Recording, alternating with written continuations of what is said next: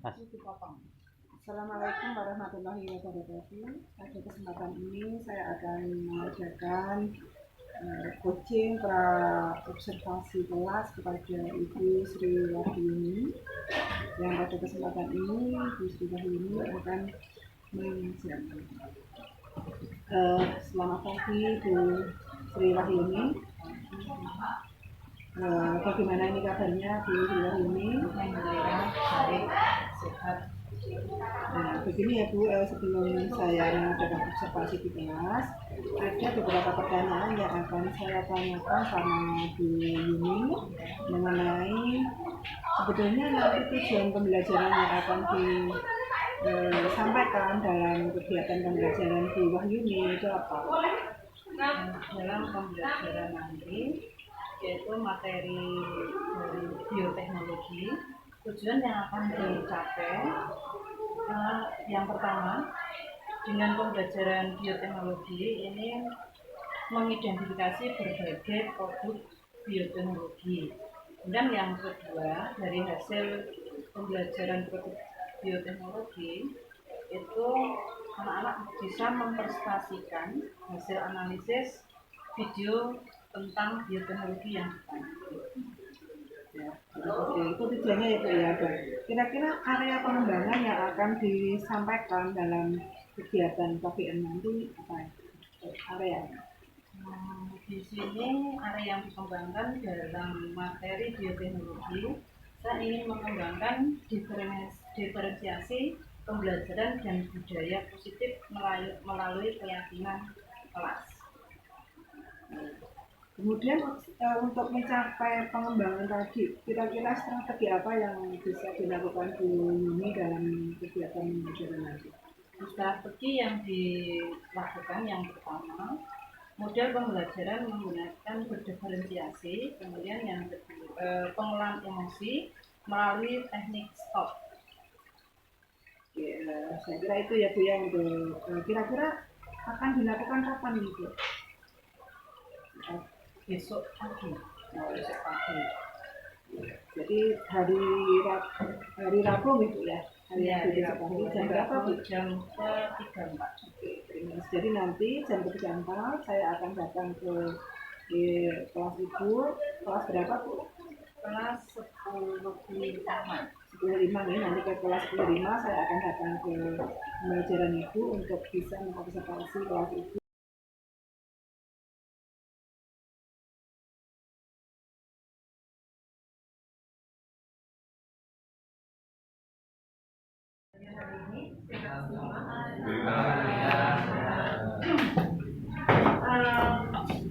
Sebelum kita mulai untuk materi baru yang bioteknologi, kemarin sudah kita mulai untuk bioteknologinya. Sebelum dibagi ke bioteknologi konvensional dan modern. Dan dari bioteknologi kemarin apa? Bioteknologi itu apa?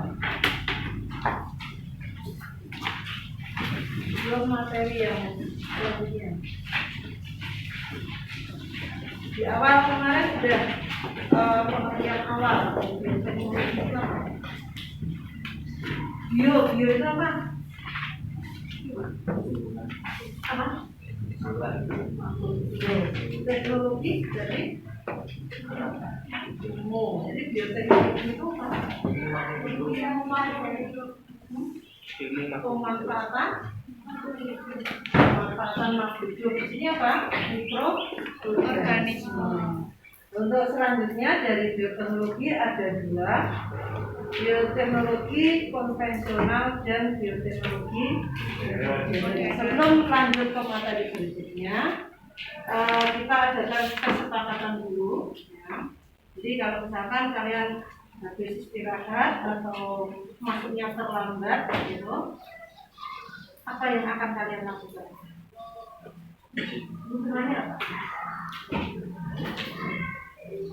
Jangan keluar ganti jam terus ada yang keluar masuknya nanti telat, itu biar pembelajarannya itu kondusif, tidak sebentar terjejak karena ada yang masuk. Itu kesepakatannya kan maksudnya Nah, yang sering terlambat masuk apa semuanya? Apa? Apa? Terutama yang cowok-cowok, ayo. Dari pelajaran biasanya kan kalau nggak puasa itu keluar biasanya. Kalau terlambat, semuanya apa? Disuruh apa? Nah, suruh apa? Selamat. Hah? Apa? Apa enggak? Katakannya apa? Jadi sehingga tidak ada yang terlambat masuk kelas. Tidak mengambil pelajaran karena jalan loh. Bersih kelas selama 1 minggu. Nah, iya. Kemudian apa lagi? Kemudian selanjutnya sebelum mulai pembelajaran, kalian kalau belajar itu perlu konsentrasi, ya konsentrasi, biar kalian bisa memahami apa yang diajarkan pada saat ini. Dan ini tentang bioteknologi. Untuk pemahamannya, untuk kali ini saya minta kalian untuk berkonsentrasi dengan cara apa? Kalian dengan menarik nafas sedalam-dalamnya, kemudian dihembuskan. Bisa 3 kali sampai kalian itu bisa fokus dalam mengikuti pembelajaran. Ya, mulai ya. Mulai. 1, 2, 3, tarik nafas. Sedalam-dalamnya, lepas. Kemudian tarik nafas lagi. Lepas. Sampai ketawa. Kalau ketawa enggak konsen loh. Diresapi, tarik nafas, kemudian dilepaskan sampai berkonsentrasi. Tarik nafas, lepas.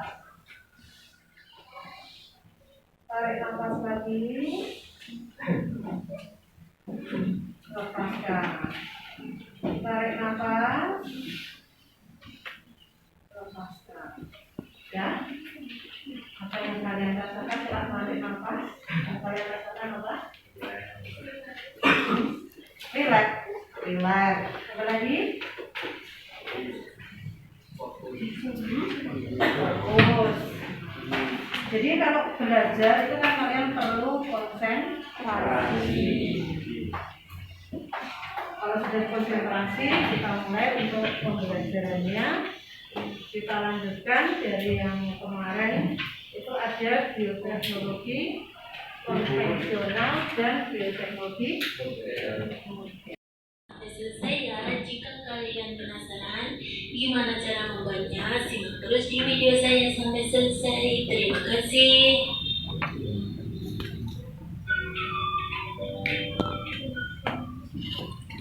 Saya menggunakan 1 kilogram kedelai. Untuk langkah pertama, cuci kedelai sampai bersih ya. Saya cuci dulu kedelainya sampai bersih. Kira-kira ini saya cuci sekitar 2-3 kali ya.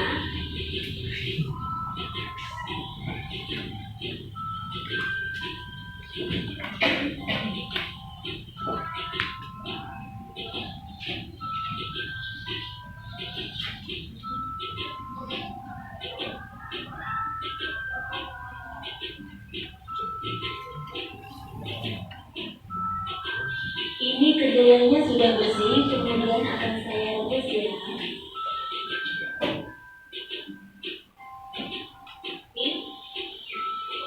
Saya cuci seperti ini. Jangan lupa plastiknya ditusuk-tusuk seperti ini agar udaranya masuk.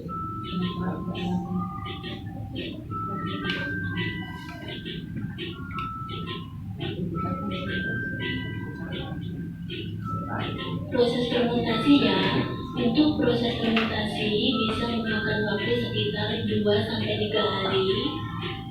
Kalian taruh tempenya di tempat yang kering atau tidak lembab. Ini saya naruhnya di laci seperti ini aja. pertama atau hari esoknya tempenya sudah seperti ini sudah hangat-hangat begitu dan ada embun-embunnya. Nah kalian tahu ini tempenya sudah 2 malam saya simpan, ini hasilnya sudah jadi seperti ini ya hasilnya teman-teman. Hasil tempenya benar-benar putih pakai video yang bertahan hingga tahap penanaman ke infografik. Namun hanya tetra satu-satunya yang berhasil dilahirkan setelah 150 hari. Penciptaan monyet kloni pun terus dilakukan hingga pada Januari 2018, para ilmuwan dari China berhasil menciptakan 2 klon monyet pemakan petiti yang diberi nama Zhongzhong dan Huahuan dengan metode yang sama pada Dolly.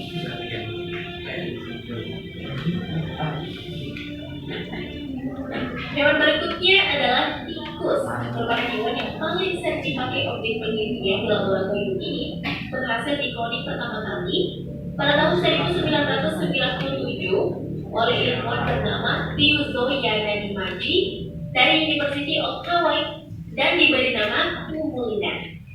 Kumulina sendiri adalah mus muskulus coklat atau tikus berkulit biasa. Kumulina merupakan hewan pertama yang dikloning dari sel-sel dewasa yang mampu bertahan hingga menghasilkan 2 indukan. Apa perbedaan dari bioteknologi konvensional dan modern? Di sini akan saya tunjukkan beberapa produknya dari bioteknologi. Di antaranya di sini ada keju, ada roti, ada yogurt, ada tempe, ada mentega, ada sate. Kemudian nanti dari beberapa jenis makanan produk ini, kalian bisa membedakan mana yang masuk ke konvensional dan apa yang masuk ke dalam modern.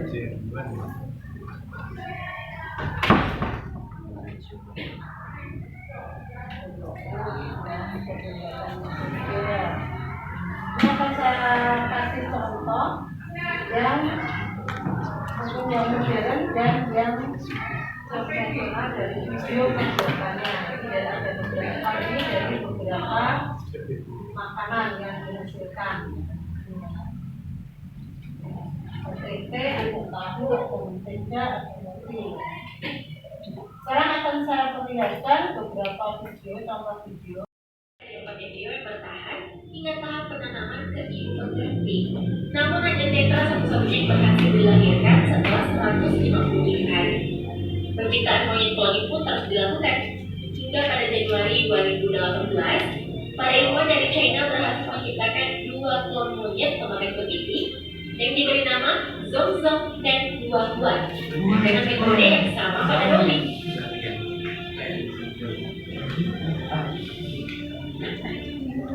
Hewan berikutnya adalah tikus, merupakan hewan yang paling sering dipakai objek penelitian di laboratorium ini, berhasil dikloning pertama kali pada tahun 1997 oleh ilmuwan bernama Ryuzo Yanagi dari University of Hawaii dan diberi nama Kumulina. Kumulina sendiri adalah mus muskulus coklat atau tikus berkulit biasa. Kumulina merupakan hewan pertama yang dikloning dari sel-sel dewasa yang mampu bertahan hingga menghasilkan 2 indukan. Tepuk 3. 1. Satu loh. 1 berarti nggak ada tepuk. Kan 1 nggak ada tepuknya loh. Tepuk 1. 2. Apa ngomong tepuk enggak toh? Nah. Tepuk 1. 2. Tepuk 2. Tepuk 2. Tepuk 3. 1. 2. Tepuk 2. 1. Tepuk 2. 1. 2. Tepuk 2. 2. Masih belum konsentrasi. Tepuk 1. Tepuk 3. Tepuk 2. 2. 2. Tepuk 1. 1. Tepuk 2. 2. Tayangan video tadi sudah perhatikan. Dari tayangan video tadi kan ada pembuatan tempe, ada pembuatan tahu dan seterusnya yang secara modern dan konvensional. Kemudian yang secara modern tadi ada bayi tabung, ada kultur jaringan. Tugas kalian sekarang kelompoknya bisa dua meja ya. Kemudian dari kelompok itu kalian menentukan proses bioteknologi, tapi terserah kalian. Mau proses pembentukan tahu, mau proses pembentukan tempe, mau proses pembentukan mentega, terserah kalian. Jadi temanya itu terserah kalian. Kemudian kayak kalian tulis apa misalkan. Saya kasih contoh. Ini pembuatan pembuatan tempe misalkan ya. Jadi pembuatan tempe bahannya apa? Nah, bahannya berarti kedelai. Kemudian mikroorganisme apa yang dipakai? Ragi itu apa? Ragi itu berarti kan jamur toh. Jamur apa? Jamur rhizopus. Oke, ya itu ya. Kemudian prosesnya, proses pembuatannya, kemudian manfaatnya apa? Manfaatnya, kemudian dampak negatifnya atau kendala. Dampak negatif atau kendalanya apa dalam proses ini ya, mudah. Jadi kalau membuat tahu bahannya apa, mikroorganismenya apa, misalkan itu kan mikroorganismenya itu apa, bioteknologinya, bionya. Kemudian dalam proses misalkan bayi tabung itu menggunakan apa, untuk jaringan menggunakan apa, kalian boleh cari di internet. Di YouTube boleh, di internet boleh. Kalian bisa berdiskusi. Paham ya? Ada pertanyaan? Kalau tidak ada, saya kasih waktu kurang lebih 15-20 menit. Selesai duluan nanti presentasi. Ya, silakan. 2 meja, 2, ini bisa 2. Misalnya kendala-kendalanya dalam pembuatan tempe itu apa? Mungkin kesalahan prosedur bisa mengakibatkan tempe tidak jadi gitu loh. Ini kan kendala-kendalanya. Manfaatnya berarti tempe itu manfaatnya bagi manusia itu apa? Tahu.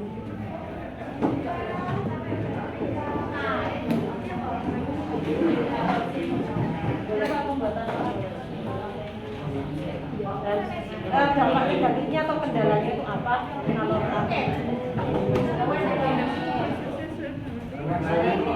tahu itu apa?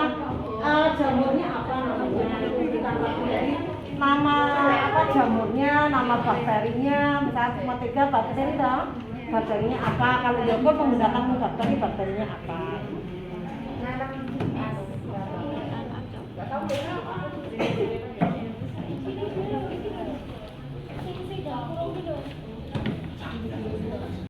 Bahan utamanya apa? Tempe berarti kan kedelai, tahu kedelai. Mikroorganismenya apa? Alat-alatnya nggak usah, cuma bahannya. Karena di sini yang terpenting apa? Yang terpenting kan prosesnya menggunakan mikroorganismenya dari bioteknologi.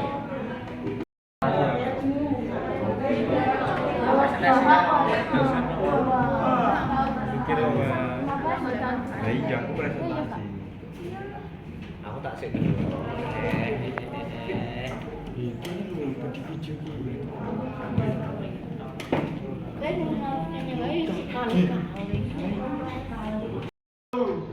Assalamualaikum warahmatullahi wabarakatuh. Perkenalkan, saya dari absen 32. Saya Eva Syafira Zahra, dari 35. Saya Dinda Yutrani absen 12. Di sini kami akan menghasilkan bersama nggak usah pembuatan oncom. Bahan 1 ampas tahu, mikroorganisme, neospora, rasa atau ragi. Proses pembuatan pertama, ada ampas tahu selama 3-5 jam. 2. Angkat ampas tahu kemudian peras airnya menggunakan daging. 3. Sudah diperas kemudian ayah ampas tahu dan pisahkan bagian kasar dan halusnya. 4. Tambahkan tepung tapioka ke dalam ampas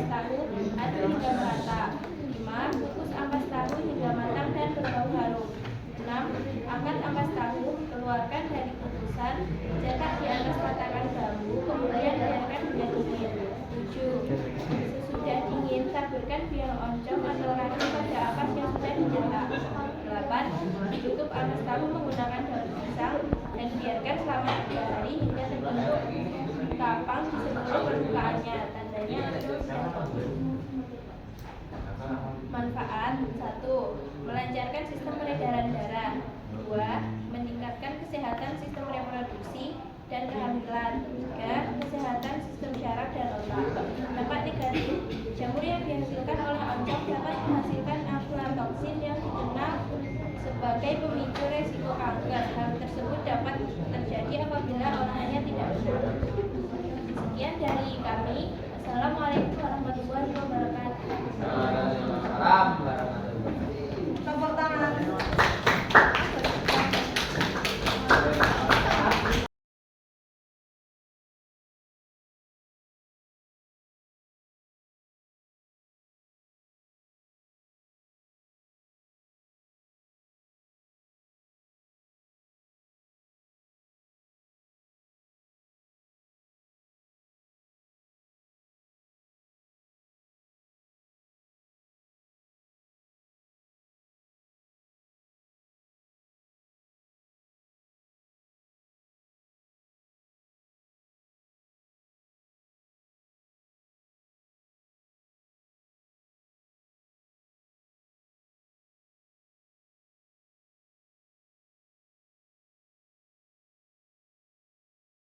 Assalamualaikum Bu Sriwahyuni. Bagaimana nih kabarnya? Alhamdulillah. Begini ya Bu, setelah kita kemarin melakukan pra-observasi, kemudian saya masuk ke kelas panjenengan, ya. Ini kemudian kita akan mengadakan pasca observasi. Jadi ada beberapa yang ingin saya tanyakan di dalam ini. Jadi ketika saya masuk ke kelas panjenengan, ya, jadi ada beberapa bagian. Saya ingin menanyakan sama Bu Wahyuni, kira-kira perasaan apa yang dirasakan ketika mengajar kemarin? Waktu mengajar kemarin dengan metode tertentu itu memang sangat menyenangkan karena dalam mempermudah dalam proses mentransfer ilmu ke anak itu lebih menyenangkan, anak lebih jelas dan anak lebih fokus dalam prestasi. Kemudian jadi lebih rileks ya, lebih nyaman gitu ya, lebih nyaman, lebih senang gitu ya, Lebih menyenangkan. perasaan itu sendiri apakah ada perasaan yang berbeda ketika ada perasaan puas atau sangat berbeda dengan anak-anak antusias mengikuti pembelajaran itu sangat bangga, merasa bangga dan dengan anak itu lebih mudah untuk berkomunikasi. Jadi bangga ya. Kira-kira dari yang kemarin kan ikut kajian, dari tujuan yang Ibu rencanakan itu sudah tercapai belum? Untuk tujuan yang tentang pemanfaatan bioteknologi itu ya mungkin hampir 75% itu tercapai karena anak-anak itu antusias dalam mencari informasi tentang pemanfaatan mikroorganisme untuk fermentasi. Dan mungkin kelemahannya anak-anak itu ada yang tidak aktif, jadi yang nggak aktif ya ada mungkin cuma nggak ditontonin.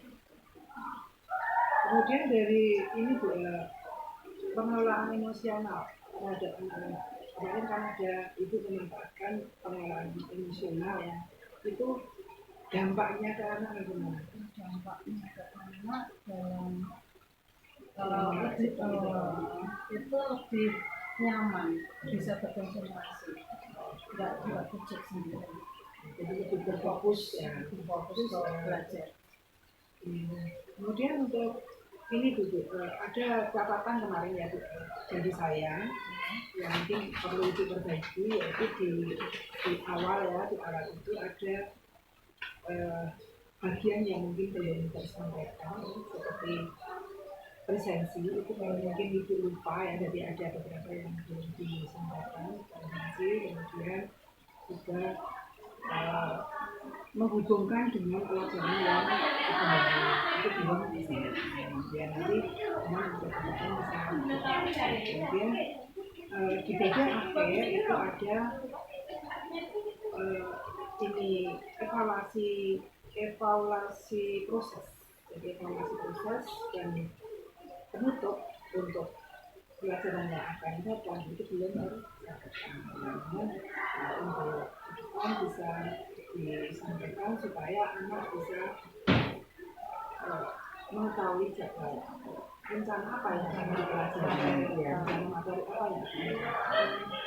Kemudian setelah saya sampaikan seperti ini, tindak lanjut apa yang ibu rencanakan? Menyiapkan materi di akhir tahun.